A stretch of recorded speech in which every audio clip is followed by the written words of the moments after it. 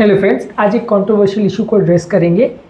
एक कोलेस्ट्रॉल वाला पेशेंट या डायबिटिक पेशेंट या हार्ट का पेशेंट हफ्ते में या दिन में कितने अंडे खा सकता है और क्या वाकई में उसे अंडे खाने भी चाहिए या नहीं, क्या इस पर है इश्यूज़, क्या परमिसिबल लिमिट्स है आपकी कोलेस्ट्रॉल इंटेक की और कितने अंडे तक उनको परमिट किया जा सकता है, आज इसको डिस्कस करेंगे। काफ़ी लोग हमें डायरेक्ट क्वेश्चन पूछते हैं कि अंडों को लेकर बहुत सारी कंट्रोवर्सीज है, हमने ऑलरेडी पहले वीडियोस में इसको डिस्कस किया और क्यों इतनी कंट्रोवर्सीज है ये भी डिस्कस किया है, हमारा क्या वर्डिक्ट है ये भी डिस्कस किया है, लेकिन ओवरऑल कितने परमिसिबल लिमिट है आज उसको एक बार डिस्कस करेंगे और ओवरऑल हमारा भी इसमें क्या वर्डिक्ट है उसको भी डिस्कस करेंगे।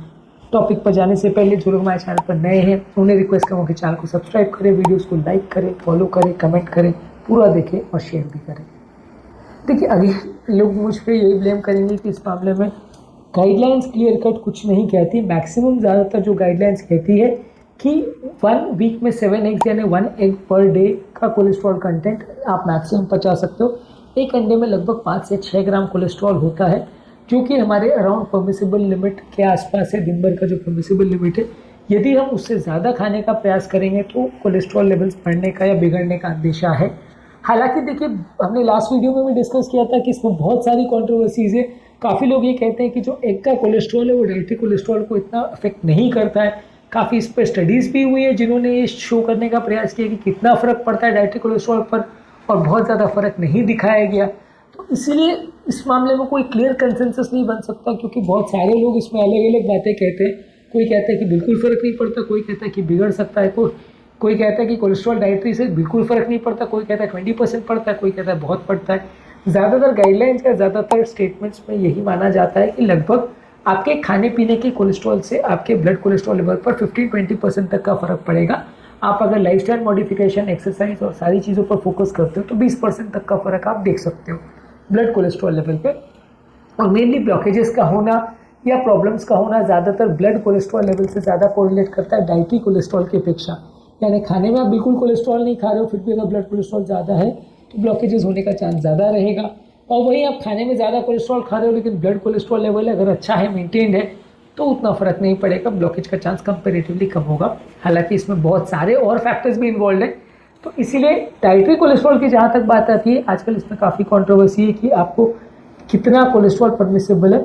अंडे क्योंकि बहुत हाई कोलेस्ट्रॉल का सोर्स माना जाता है और जो सेंट्रल पार्ट यानी योक जो पोर्शन है वो काफ़ी डेंस कोलेस्ट्रॉल का सोर्स माना जाता है, इसलिए एटलीस्ट हम भी यही वर्डिक्ट देते हैं कि आप मैक्सिमम 1 अंडा पर डे खाएं।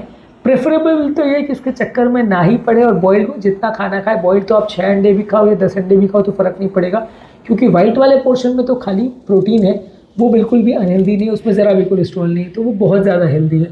तो आप उसको 10 अंडे भी खाओगे तो भी नुकसान नहीं करेगा, बशर्ते आपकी प्रोटीन की रिक्वायरमेंट उतनी होनी चाहिए।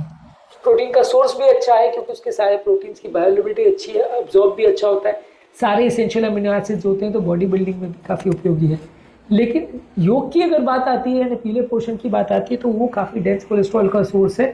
और इस मामले में अलग अलग लोग अलग अलग चीज़ें कहेंगे। मेरा खुद का भी एक ओपिनियन ये कि जहाँ तक पॉसिबल है इसको अवॉइड ही करें, ज़्यादा मत खाइए।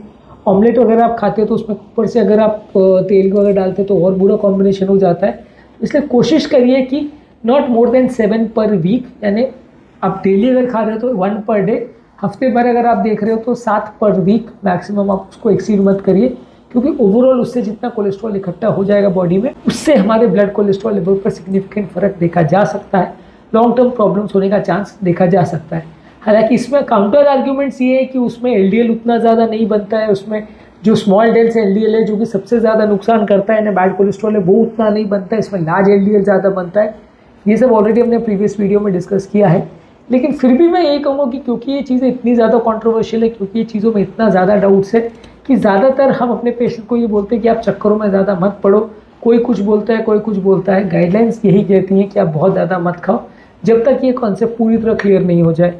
और ये चीज़ें क्लियर होने में बहुत साल लगेंगे। बहुत सारे पेशेंट्स में बड़ी बड़ी अगर कोई स्टडीज़ किया जाए और ये शो किया जा सके कि ये पॉपुलेशन अगर अंडे खाती थी और ये पॉपुलेशन नहीं खाती थी तो अंडे खाने वाली पॉपुलेशन में क्या मृत्यु दर था और नहीं खाने वाले में क्या मृत्यु दर था, कितने लोग को उसमें अटैक या लकवा आया, कितने लोग को नहीं खाने वाले पॉपुलेशन में आया, उसमें यदि हम शो कर सकें सिग्निफिकेंट कोई डिफरेंस है कि अंडे खाने वाली पॉपुलेशन में ज़्यादा नुकसान हुआ और नहीं खाने वाले में नहीं हुआ, तो ही हम इसको प्रूव कर सकते हैं और तभी हम आपको गारंटी के साथ कह सकते हैं कि ऐसा देखा गया है और स्टडीज़ में ऐसा दिखाया गया है कि अंडों खाने वालों को नुकसान हो रहा है या फ़ायदा हो रहा है, जो भी दिखाया जाए उस हिसाब से। पर तब तक जब तक ऐसी कोई स्टडी नहीं आती तब तक आप इसको सीमित मात्रा में ही लीजिए, क्योंकि अभी तक ये कंट्रोवर्सी पूरी तरह सेटल नहीं हो पाई है कि इससे ब्लड कोलेस्ट्रॉल लेवल्स पर और ब्लॉकेजेस के चांसेस पर और हार्ट अटैक के फाइनली जो चांसेस है उस पर कितना फ़र्क पड़ेगा। तो इसलिए अभी फ़िलहाल आप यही मान के चलिए कि जितना कम खाएं उतना अच्छा।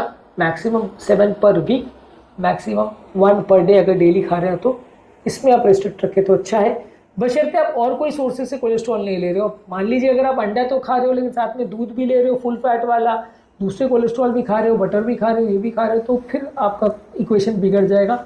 तो फिर आप 1 की लिमिट से भी और नीचे जाना पड़ेगा, यानी 7 पर वीक के बदले आपको 2 या 3 पर वीक पे आना पड़ेगा यदि और सोर्सेज से भी आप कोलेस्ट्रॉल ले रहे हो तो।